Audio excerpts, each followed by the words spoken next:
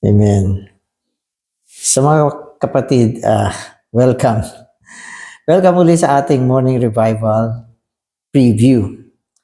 At ang schedule natin ngayon ay week 4, day 6. Ang mga verses natin ay Revelation 22:17, 7:17. Amen. So magbabasa na ako ng mga verses natin. And the Spirit and the bride say, "Come," and let him who hears say, "Come." For the Lamb who is in the midst of the throne will shepherd them and guide them to springs of waters of life. Amen. So ito yung mga verses natin na mula sa Book of Revelation. Amen. Revelation 22:17a reveals that the Spirit, as the totality of the process triune God, has become one with the believers who are now fully matured to be the bride. Hence, the Spirit is the ultimate expression of the process triune God, and the bride is the ultimate expression of the transformed tripartite man. By the time of Revelation 22:17, the process triune God, the Spirit, and the transformed tripartite man, the bride, will be one and speak as one. So, maganda ito. Parang isang maiksing summary ng ilang bagay na binanggit sa Revelation 22:17.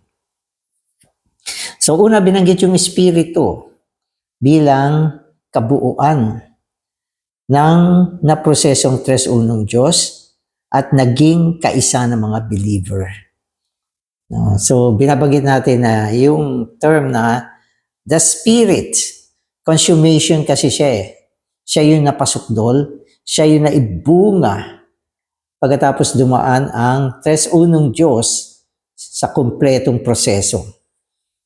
Siyempre, pag ang isang bagay na proseso, meron niyang resulta. At ang resulta ng proseso ng tres unong Diyos ay ang the Spirit. Consummated siya. Ibig sabihin, siya yung nabuo, siya yung naging resulta. At sinasabi sa atin, itong the Spirit ay totality, kabuuan ng kung ano ang tres unong Diyos. So, siya na yan. Pwede natin sabihin, siya na yan. Tres unong Diyos na naproseso. At pagkatapos nito, siya ay naihalo sa tao. At nagkaroon ng pagpapasukdol din. So yung Espiritu, napasukdol siya. Naging the Spirit. Nadala siya sa tao. At yung tao na nakapagtamo ng the Spirit ay napasukdol din. So yung Espiritu na napasukdol ay yung the Spirit. Yung tao naman, o mga believer na napasukdol ay naging bride. So yan. Kaya ano makikita natin sa huling bahagi ng Revelation? The Spirit and the bride. At dito makikita natin na ano na sila, na-consummate na rin. At naging magkaisa na sila. Kaya sinasabi diyan, nagsasalita ang Espiritu at ang bride. At iisa na yung kanilang pagsasalita. Dahil naging isa na lang sila eh. The Spirit and the bride said, "Come." Spirit and bride, dalawa. Pero yung sinabi nila, isa lang, "Come." Parang duet. No, paano nangyari yan? Kasi nabuo sila at naging isa. Dalawang bagay na napasukdol, nabuo, at naging isa. Kaya ang kanilang pagsasalita ay isa na rin. The consummation of the divine dispensing of the process triune God will be a universal marriage. The Spirit as the consummation of the process triune God dispensing to His redeemed people will be the bridegroom. Amen. So dito sinasabi sa atin, amen, ang pagpapasukdol, okay, ay sa pamamagitan ng dibinong pamamahagi. So yan naman yung proseso ng pagpapasukdol. Yung pagpapasok doon sa tres unong Diyos ay sa pamamagitan ng mga proseso. So, binanggit natin yung mga proseso. Yun namang pagpapasok doon sa bridegroom, yung kasintahang babae, ay sa pamamagitan ng divine dispensing ng the Spirit, ang naprosesong tres unong Diyos. So, ganyan yung mga yung mga procedure. Kasi may procedure eh. Sa pamamagitan ng procedure, nabubuo ang isang bagay. No? Yung proseso ng tres unong Diyos, nabuo yung the Spirit. Yun naman procedure ng divine dispensing ng the Spirit tungo sa natubos na tao. Mula dyan, nabuo naman yung bridegroom. So, ngayon, hindi pa tayo umabot sa ganyan, mga believer. Hindi pa tayo umabot sa bridegroom. Pero, mayroong posibilidad na ang ilan sa inyo, ng mga nakikinig ngayon, ay mapasok doon sa pamamagitan ng dibinong pamamahagi. Tanggapin mo lang lagi yan. Alam, paano ba tayo mabubuo bilang kasintahang babae? Sa pamamagitan ng pamamahagi, dispensing. No? At ito ay ang dispensing ng the Spirit. Isang araw, maaabot mo yung bunga ng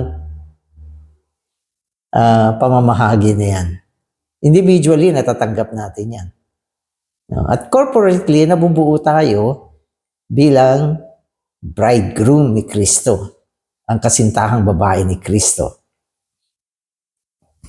Amen. Okay. Amen. Okay, so sabi rito, the Spirit is the consummation of the process triune God dispense into His redeemed people will be the bridegroom. And God's redeemed people as the consummation of the redeemed, regenerated, and transformed humanity will be the bride. Amen. In Revelation 22:17, the Spirit and the bride, amen, together as a couple say, come. This is the consummation of what John the Baptist told his disciples in John 3:29. He who has the bride is the bridegroom. The end of the New Testament eventually reveals to us that the one who has the bride is the Spirit. So kung naalala ninyo, noon nandito pa si John the Baptist, yan ay naka-record sa John 3:29. Sabi niya, He who has the bride is the bridegroom. Siyempre, nung panahon na yan, ang Panginoon ay nandito pa sa lupa. Pero yung He na yon, tinukoy niya ang Panginoon. Siya, okay, na nagtatamo ng kasintahang babae ay ang kasintahang lalaki. At yung siya dito, ang Panginoong Hesus, siya yung the Spirit sa huling aklat ng New Testament. The Spirit. Okay. Yun naman bride na binanggit niya dyan, na noon ay tumutukoy sa Ecclesia, ay naging bride sa huling bahagi ng bagong tipan. Kaya anong meron sa huling bahagi ng bagong tipan? Spirit and the bride. Anong meron doon sa gospel ng panahon ni John? Ang Panginoong Hesus at ang Ecclesia. So dumaan ng isang pagpapasok doon. Pagpapasok doon. Ang Panginoon dumaan sa kanyang pagpapasok doon. Naging the Spirit siya pagkatapos niya dumaan. Yung Ecclesia naman dumaan din sa isang proseso. Naging bride siya. Pagdating ng katapusan. So anong meron dyan? Spirit and the bride. Nagkaisa na. Nabuo. So ganun ang history ng Spirito at ganyan din yung history ng church. Amen. Today's reading na ako. The Spirit becomes one with the bride, the aggregate of all the regenerated and transformed tripartite men.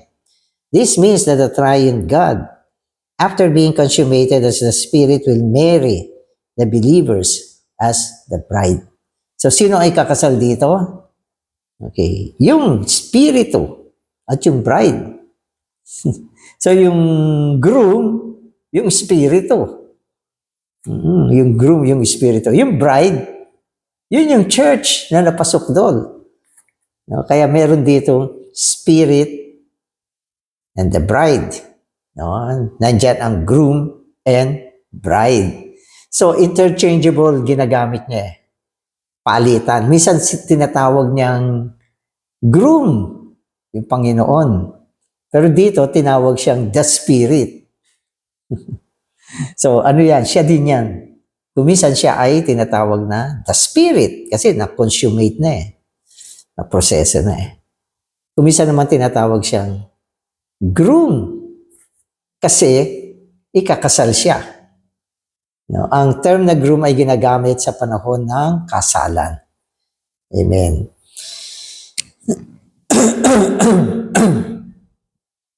Amen. In Revelation 22:17, there are two consummations. Ito. Binabanggit sa atin yung dalawang pagpapasukdol. Dalawa siya. Okay.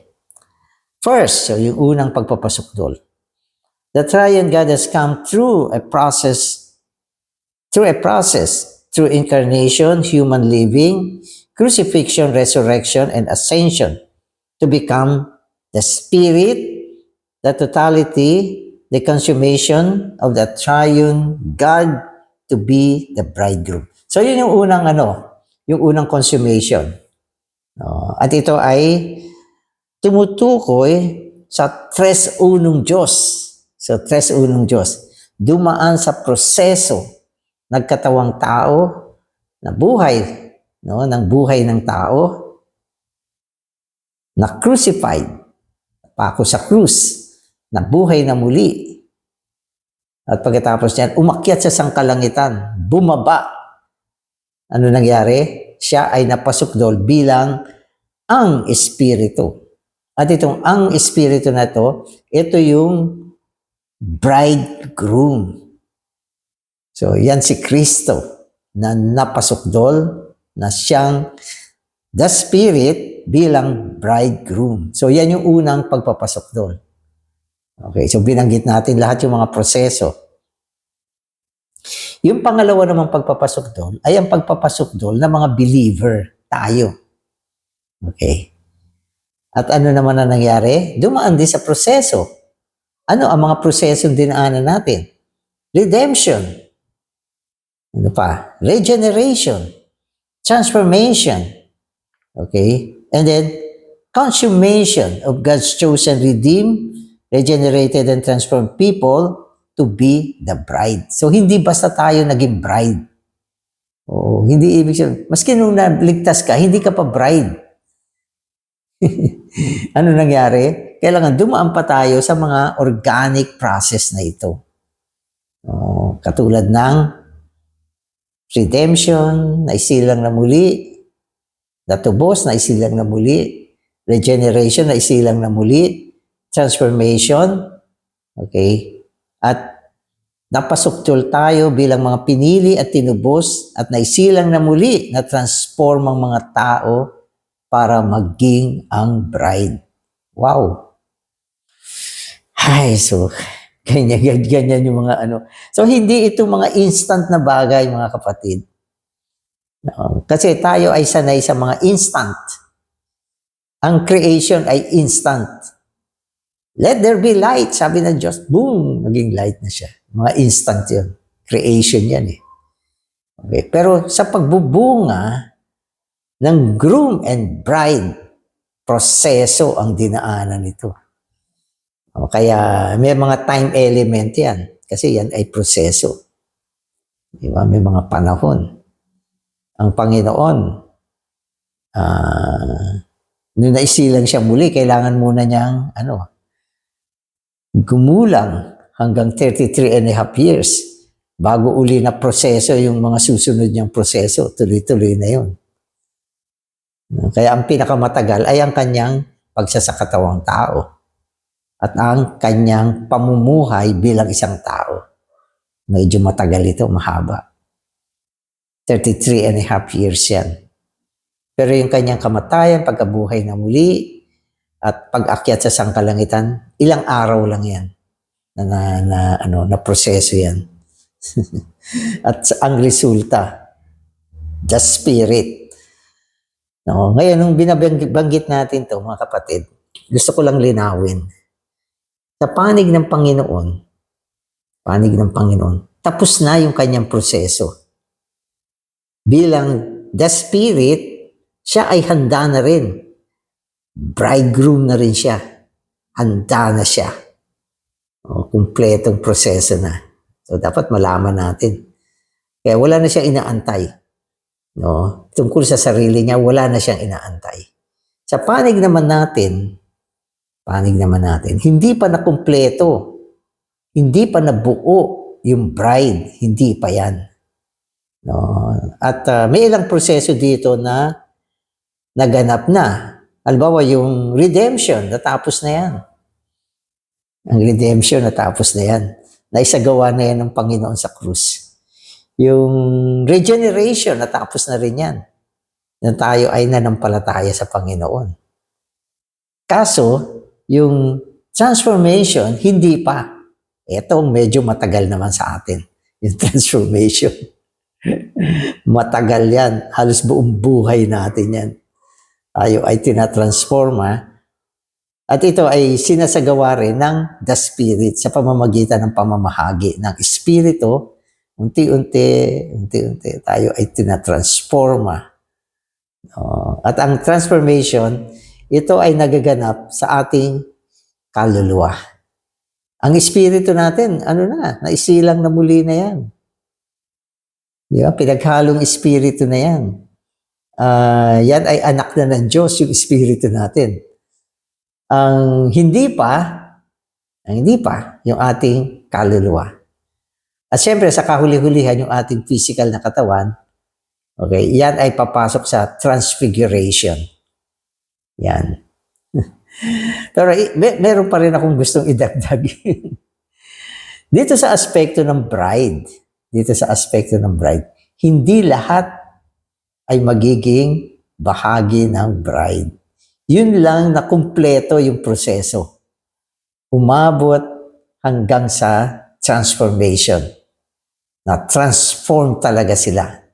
So yun, makakapasok yun. At yun yung tinatawag nating overcomer. Hindi lahat. Kahapon binanggit natin yung New Jerusalem. Yung pagpapasok doon ng New Jerusalem, lahat ng nanampalataya, magiging New Jerusalem. Pero yung bride, hindi lahat. Hindi lahat. Kaya itong panahon na ito, pwede kong sabihin, huwag mong pabayaan na hindi ka matransforma. Huwag mong pabayaan yan. No, ang transformation ay isang pagsasagawa ng Espiritu, subalit nangangailangan ng ating cooperation. Kapag tayo ay hindi nakipag-cooperate, hindi aabot na matatransforma tayo. Makukumpleto ang ating proseso para maging isang kasintahang babae. Kaya si Paul, sinabi niya, i-work out ninyo yung salvation nyo. Work out your own salvation. Yung work out doon, yon ay coordination na dapat ibigay natin upang ang Espiritu ay makagawa ng pagpapasukdol sa buhay natin. At yan ay ang pamamahagi ng Espiritu tungo sa ating kaluluwa. Yung Espiritu na ibahagi na sa ating Espiritu. At yan ay ang regeneration. Pero kulang yan. Kulang yan. No? Kung regeneration lang, hindi ka magiging bride. Kailangan mo ng transformation. Kailangan natin yan. Kaya, kailangan malinaw tayo rito. Pero, yung pagpapasukdol ng bagong Jerusalem, lahat kasama dyan. No? Kaya ano ang pwede kong sabihin? Lahat magiging ang bagong Jerusalem. Yan ang wife. Yan ang wife. Pero hindi lahat ay magiging bride. No?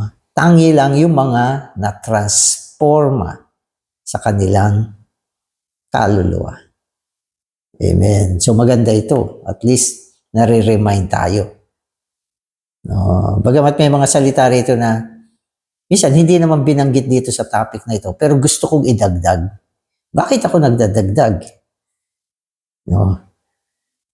Kasi, kasi, kailangan ding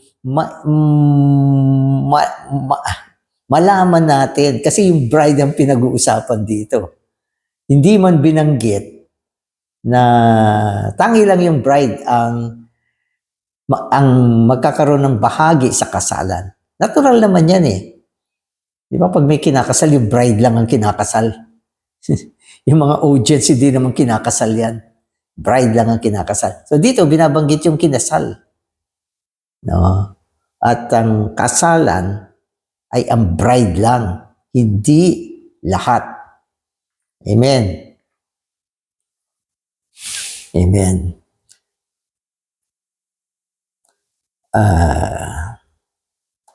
This couple is the ultimate consummation of the divine romance revealed in the Bible. According to the entire Bible, there is a divine romance between God, the Creator, the redeemed, who is the male, and His redeemed people who are the female. Amen. So meron diyang divine romance. No? At ito ay pinakita ng Biblia na ang Diyos bilang manlilikha ay naging asawa ng kanyang nilikha. Kaya ang Diyos ay tumatayo bilang pangsansinukob na asawang lalaki. Siya yung husband. Okay? At yun namang natubos, naligtas, nasilang na muling mga tao, siya yung magiging asawang babae. So, gusto ko sabihin din, hindi lahat ng tao ay magiging asawang babae ng Diyos. Tangi lang yung mga naisilang na muli, natubos, at naging mga mananampalataya, yan lang ang magiging bahagi ng asawang babae sa kawalang hanggan. Kaya huwag natin isipin na lahat ng tao. Hindi ko sinabing lahat ng tao. Ang sinabi ko, lahat ng believer. Doon naman sa bride, hindi ko sinabing lahat ng believer, kundi ang mga mandaraig lang. Ang mga na-transforma lang. Kaya kailangan malinaw tayo dito. Pagdating sa bride, hindi lahat ng believer, yung mga na-transforma lang. Pagdating sa bagong Jerusalem, lahat ng believer. Pero hindi lahat ng tao. Lahat lang ng mga believer. So malinaw. Amen. At sinasabi sa atin na ito ay ang divine romance na pinakita ng Biblia. When the Lord Jesus came, John the Baptist told his disciples that Christ was the bridegroom coming to take the bride, which is the church. Amen. So hilaw pa nun. Binabanggit pa lang yan ni John the Baptist na ang Panginoon ay dumating upang tamuhin ang kanyang kasintahang babae, na nung panahon na yon ay ang Eklesiya. Maging ang Panginoon nung panahon ni John, hindi pa rin na-consummate bilang ang Espiritu. Pero si John, alam na niya, itong isang ito, kasintahan lalaki. Itong church, kasintahan babae. At ginamit na niya yung term na yan. Bride and groom, si John ang gumamit niyan. Tinutukoy ang Panginoon at tinutukoy ang Eklesiya. Kasi minsan, may mga bagay, sa spiritual kasi, may mga bagay na hindi pa nga umabot, hindi pa siya umabot doon sa kung ano siya sa darating na panahon, pero tinatawag na siyang ganun. Kasi sa spiritual, maski na hindi pa dumating yung kung ano siya sa darating na panahon, basta ito ay na propesya, no, pwede nating sabihin na ganun na siya. Bibigyan ko kayo ng halimbawa. Ang Panginoong Jesus, tinatawag natin Lamb, the Lamb of God, dahil siya ay naihain sa krus bilang ang kordero ng Diyos, bilang hain. No? Pero bago siya naihain doon, tinatawag na siyang Lamb, hindi pa siya naihain. So, ganun din. Ang Panginoong Jesus ay naging groom. Naging groom siya. Nung natapos na niya ang proseso. Nung natapos niya ang proseso, naging the Spirit na siya. Pero kung tutusin, siya ay magiging groom dun sa panahon ng kasalan. Pero hindi pa siya umabot doon. Pero sa panahon ni John, tinawag na siya na groom. So yan yung ibig ko sabihin. Na ang Panginoon ay pwedeng tawagin ng groom sapagkat sigurado ng magiging groom siya. Amen. At ang church naman ay tinawag na bride, bagamat hindi pa siya bride noong panahon na yan, pero sigurado magiging bride siya. Yung bahagi ng mandaraig, yun ang magiging bride. Ay, nako. Amen.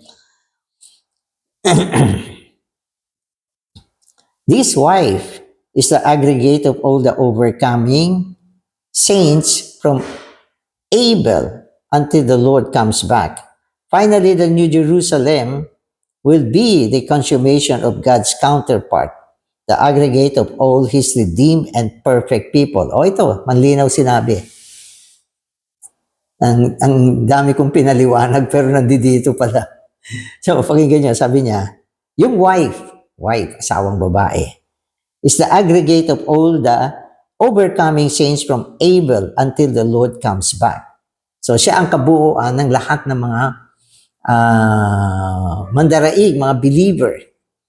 No? Mula panahon ni Abel hanggang sa pagbabalik ng Panginoon. Yun yung wife. Oo, so kabuuan. Okay. Tapos sabi naman niya, yung New Jerusalem, okay, yung New Jerusalem will be the consummation of God's counterpart, the aggregate of all His redeemed and perfected people.